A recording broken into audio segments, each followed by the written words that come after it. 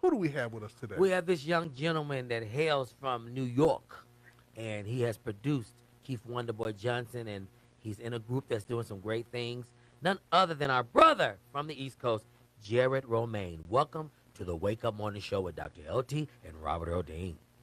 Good morning, fellas. How y'all doing? Man, we are blessed. How are you? I'm doing well, man. I'm just a little tired, but I'm doing good other than that. Yes, and this is a blessing to have him because LT, he didn't want to interview before. Well. Welcome to the Wake Up Morning Show. Right. You are here with us, and Right. I'm gonna tell you. I'm gonna start off right off the bat. I got three things I need to discuss with you. Oh, Lord, here we go. Number one, I noticed that you got a couple of lids on the wall. Is your lid game as tight as your tennis shoe game, or your sneaker game? Yeah. Okay, because you know, in New York, we can't even call them tennis shoes in New York. If you don't call them sneakers, then they talk about you. Right, exactly. You know what I'm saying? Oh, you must be from the West Coast. Yeah, because you said tennis shoes. You know, you got to say sneakers.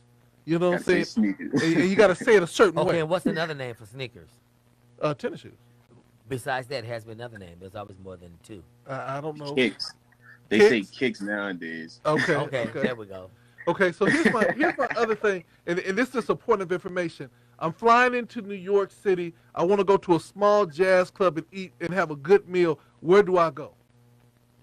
I would say you probably best to find somewhere like in Harlem or like Lower Town, like Manhattan, somewhere like down in that area, because there's so much like different type of events that they have on the daily regular. So I'll check out somewhere in Manhattan. All right. Manhattan. I appreciate that, my friend. Now let's get down to who is this young man that we have Jarod here. Romain. Who is Jarod Romain?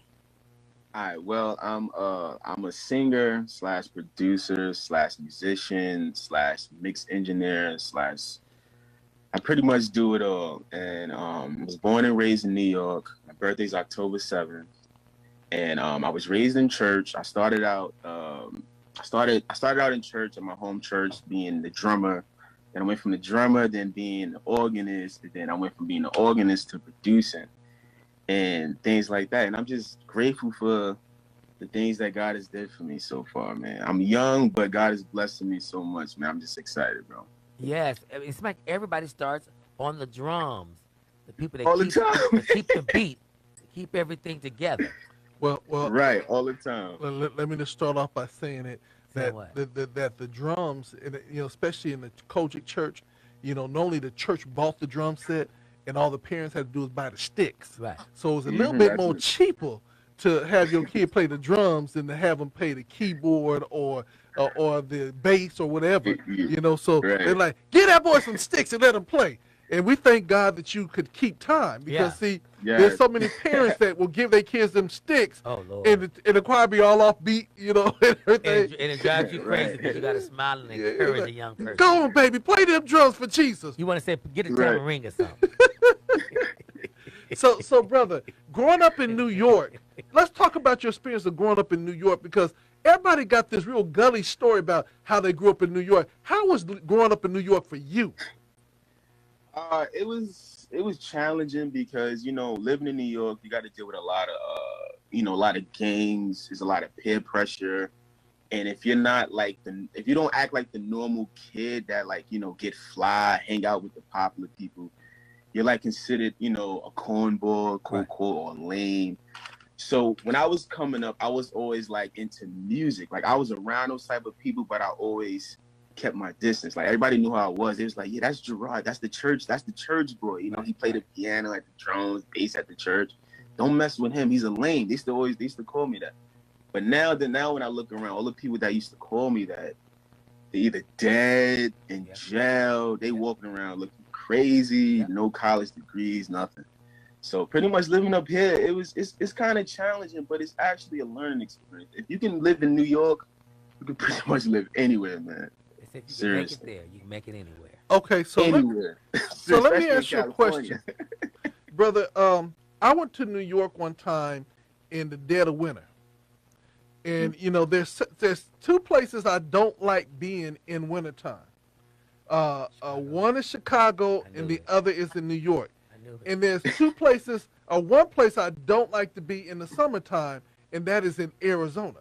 So my question to you is this: how is it that I was in New York in the dead of winter with my two California winter coats on, hat, scarf, and everything, and I saw young women out there in high heels, legs showing, and everything, with a little cute jacket just to cover up that? How do they do that?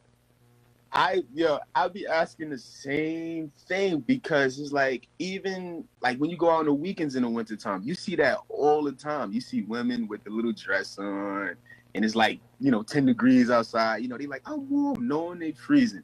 So to be honest, I don't know how they do that. I always raise the question to myself about that every single time. So it's like, They be trying to look cute. I don't know. I'll be like sitting up. I know your toes is cold. Besides your legs, I know that you can't feel your feet, but okay. Right. Now here's my next question. Growing up in New York, what is the craziest thing you ever seen on the subway? Oh Lord. This might be a little bit too rated R, but I seen somebody get high on the train, as far as the big C, like with the pipe and stuff. Just and that kind of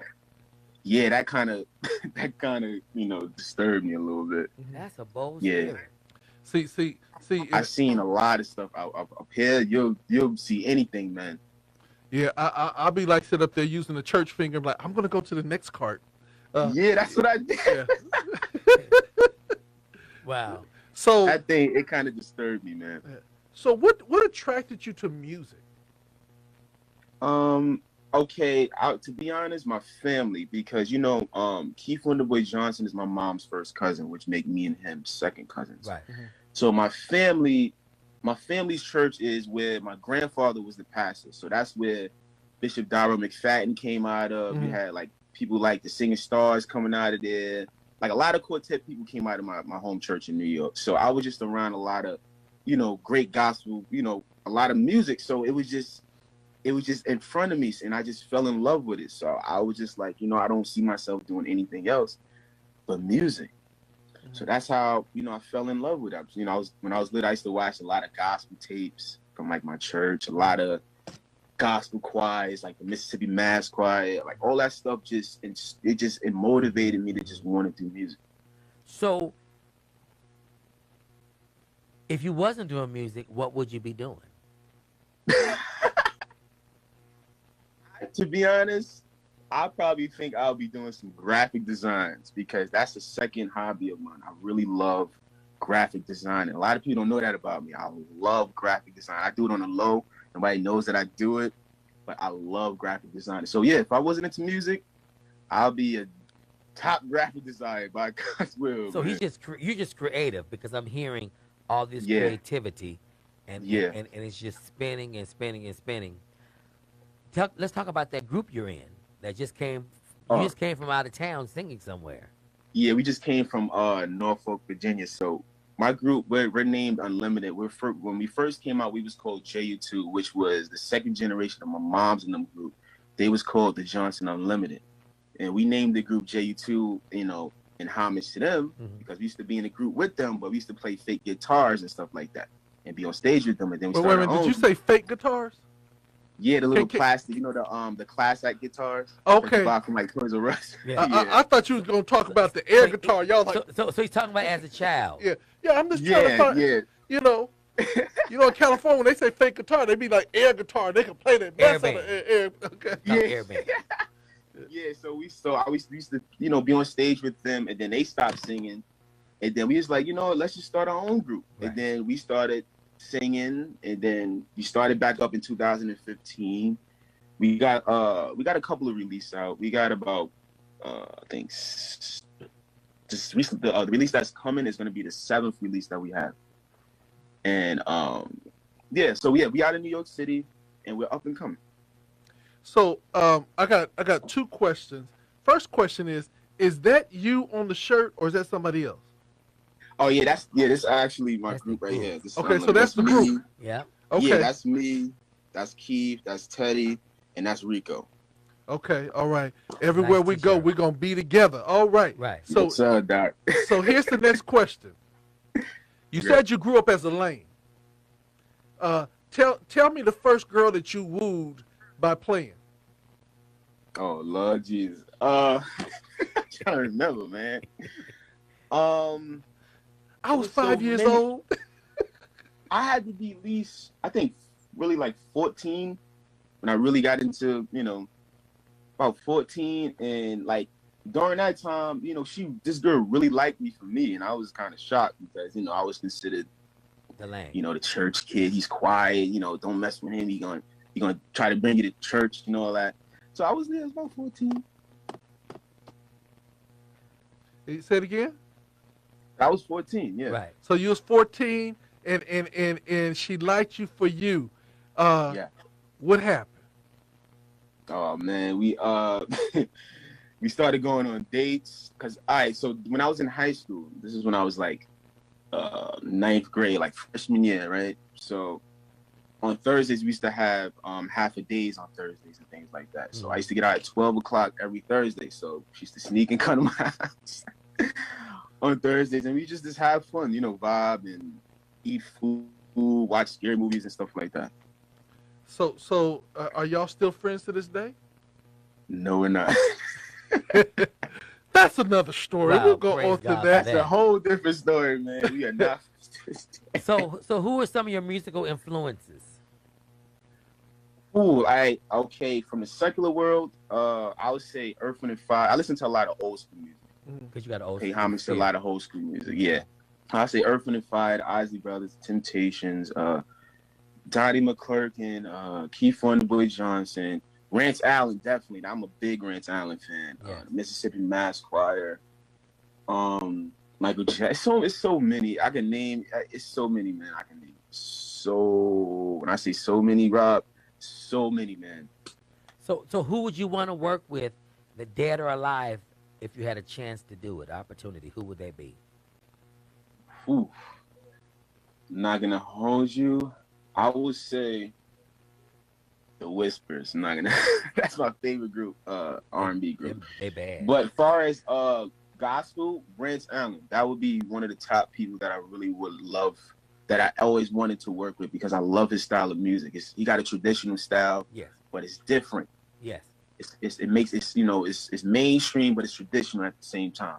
And you know what? He's Yeah. always been like that. If you check his history, Yeah. Mhm. he was on secular stations back in his earlier days and performed on a lot of major venues that weren't quote unquote church venues. Mhm. So let me. And I had the Go ahead. And I had the honor to actually play for him one time when he came to New York, and that was like a big honor for me. Wow. Because I met him, he was talking to me. He's like, "Hey, Jarod, nice to meet you." He told me the songs. Because Keith, my cousin Keith, set it up for me because they was real cool at the time and stuff like before he died. So I played for him, and it was such an honor, man.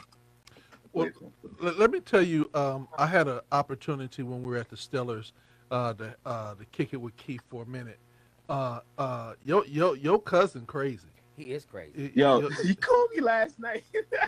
Yeah, your cousin is crazy. We was in the food court at the Orleans, and he was trying to get his food, and we were starting to clown about the lines and everything else of that nature. You would have thought that we had known each other for years because he's just a really good down home person, but just as crazy and funny. Crazy as ever, man. He'll have you crying, laughing the whole time you with him, man. Mm-hmm. He was on That the dude show. is funny. Yeah, we interviewed him. Yeah, but let me ask you this question. Now, you grew up, I'm going to use the word lame again. You grew up as a lame, but now you are a grown man now. What's the message can you tell to every lame kid out there today, every church kid out there today, the ones that they say, is that, what's the message you would tell those young people today? I would tell them to don't worry about what people say about you. Exactly. Always be yourself and never change for nobody but that man upstairs. Only person you got to answer to is that man upstairs. Don't care about what nobody say. Whatever you want to do in life, do it. If you want to be a church person and all that, continue to be that. Don't let nobody discourage you like, oh, you can't be like that. The girls ain't going to like you. Because trust me, people out there love church people. I'm not gonna hold you. And people love people that have morals and things like that. So don't never be afraid to be yourself. So to all my people that's out there that been through what I've been through, coming up as a kid, being talked about and stuff like that, be yourself. Because at the end of the day, tables always turn. That's right. At the end of the day, the tables always turn. Yes, they do. And all the people I grew up with, I'll be looking at them now like, what the heck happened to you, man? Because you look 90 years old and you're only 30. Man, I'll be like, yo, younger than me. Yes, and when you see them, I think the craziest thing is when you see them, and they trying to count your coins now because they looking at you like, oh man, it's like that with you, because a lot of times people have a tendency to overlook those quiet or those people that they would say lame. Yeah. And many times those are the ones that become the millionaires, the influencers, the people Those that be make the change. Could you be the head cornerstone? Yeah, could you imagine all these newscasters that are out there today, that used to practice in the middle? Tonight's daily news, and everybody just laughed at them. And now they making millions of dollars doing and people tonight's watching them. Yes. So let me ask you a question now. Here, this is another off subject. Beard, COVID driven or before COVID? Wait. Say that. Wait, that's the one. Your beard. Were you rocking a beard before COVID, or did COVID expire the beard? COVID expired a lot of stuff. I'm not gonna hold you, but the beard, yes. Because before COVID, I was not this size. Like my weight, I did not look like. If you see me last year, you'll be like, "Yo, this is a whole different person." But yeah, COVID, expired the beard. I'm not gonna lie. Okay, because I tell folks everything. COVID. They said, "Oh, I'm not shaving. I'm not gonna do this." I tried not shaving for 2 days. And it started to itch, and I said, "Oh, the devil is a lie. Where is the razor? Let me go ahead and clean it up." And I snuck into the barbershop. They said you wasn't supposed to be in the barbershop. Robert, we're on live, and there's people all over the world. Do not get us in trouble. Yo, Rob, you crazy. Well, it's too late now. Robert, ain't got nothing to do with you. It was me to I know, but they still can come and get you. Come get me for what? For breaking the law. You know what I'm saying? So they be like trying to find who your barber is and then arrest him. I'm not going to tell, and they can't make me tell. I don't care what they say. Okay, don't get them in trouble. Anyway, we're back here. We didn't break any laws. What we were very fortunate to have is we've had private barbers that was able to bless us because they knew that we was on air. We couldn't look any over. Right, and image is everything to me. Yes. Yes. Right. Tell him, Rob. Right. This is everything. So let me ask you this question. You're producing. Do you have your own studio? You said you were tired, so that must mean that you just got out the studio. Yeah, actually, I was actually working on this song for actually Keith, because he's about to release an album soon. I can't really speak on it, but he reached back out to me. He let me produce 2 tracks for him on his upcoming album, and I appreciate him for that. Where's my song? Where's mine that you let me hear that time? Just let him finish. Oh, we gotta. You just said interrupt. We're gonna finish it, Rob. We got. So I was pretty much working on some release for him because he was like, "Yo, cuz I had this stuff done." Right. So I said, "No problem, man." So let me ask you a question. Your cousin is Keith Wonderboy Johnson. Have you ever considered writing a song for the Dr. LT and the LTX? No, I'm not gonna lie. No, man, that group right there. I'm trying to tell you, them LTX are amazing. You know what I'm saying? Their harmonies are just. Oh, they are? I'm trying to, Robert Earl. I'm just asking. Someone asked a question. Yes, the LTS are dope. Oh, when did they come? I got them from the Raylets. So when did they come? I just did. Okay, today. Yes. Okay, praise the Lord. Yes, I'm trying to get a deal. Oh, do whatever you got to do, brother. So, brother, let me ask you this question. If somebody, on the real was trying to get with you, to get with production or whatever, how can they find you, and how do you select people that you work with? Okay, so you can find me on Instagram. My Instagram is Jarod Romain Official, or you can add me on Facebook, which is Jarod Romain, or you can contact me 347-909-4957. And the people that that I select to work with is pretty much if you're I'm the type of person when I do work, I like to enjoy what I do. I don't like to be under pressure. I don't like to feel like my craft is not being taken serious or whatever. But by me, I just choose to work with people that is easy to work with, pretty much. Okay. That's pretty much. Okay, I'll let the LTS know that don't come in and grand and be. I'll tell them not to be grand with you, you know, because see they come in and they got their own theme music as they walk into the studio. You know what I'm saying? They got somebody they Is this a choir? you know no it's only 4 of them that they walk in. But and, they walk in. Yeah, they got rose petals being thrown for them and everything. You know what I'm saying? Okay, and then when Dr. LT come in, he actually comes in on the hoverboard. So maybe you guys should be on Broadway. That's kind of theatrical. So anyway, man, getting back to this, the one thing that we love about help us. Talking to producers and talking to people that produce as well as perform is that we love to hear both sides of the spectrum. Which side do you like the best, performing or producing? I like producing better because it's longevity. Performing only lasts for like maybe an hour. When you produce, it can last a light. You just keep playing it over and over and over and over and over. I prefer producing than live performance any day, man. Okay. and then my last question, who was the most challenging, I ain't gonna say difficult, but most challenging artist to work with and why? Well, I ain't gonna say no names, but I will say this though. This experience was dealing with somebody that knew me for a while and stuff like that. And sometimes when people watch you grow up somewhere where you used to be, they tend to view you still as that. They don't view you like how the world would view you when that's you little Jarod. That's little Jarod. Right, yeah, that's little Jarod. He don't know. I remember when he first started. He's mixing it. No, it don't sound right. But then you basing me off some 10 years ago or 5 years ago. It's a whole different. So that sometimes that comes into play because I work with a lot of older artists. So knowing that when you deal with younger people, they tend to look at the younger person in a little different way.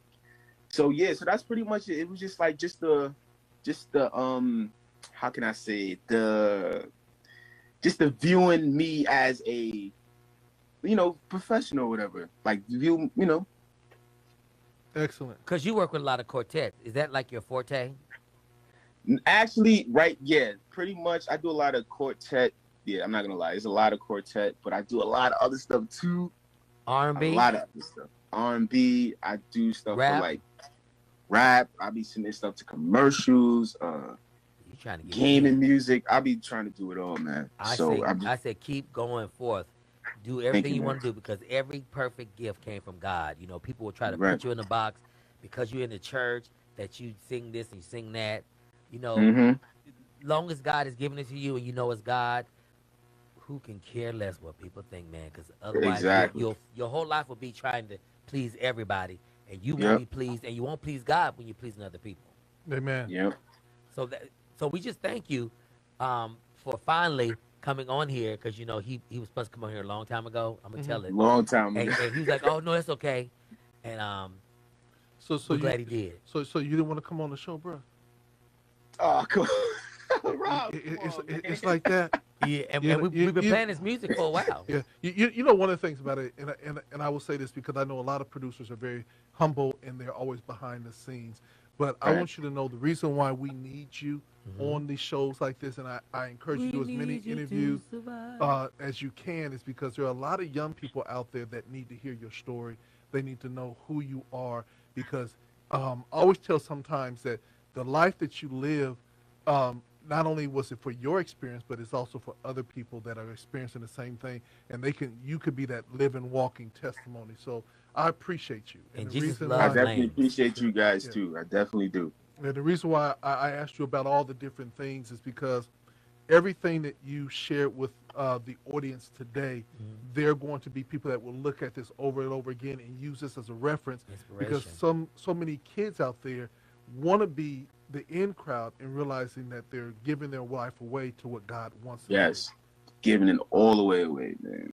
So with that being said, brother, could you introduce your song Victory? And we are going to rock it right here on God Radio 1. Okay, well, this song that you're about to hear is entitled Victory. I released it back in February, featuring myself, Darren Perry, and Malcolm Ramsey. So y'all check it out, and just remember, we got victory. And you have the victory as well. Right here on God Radio 1.com.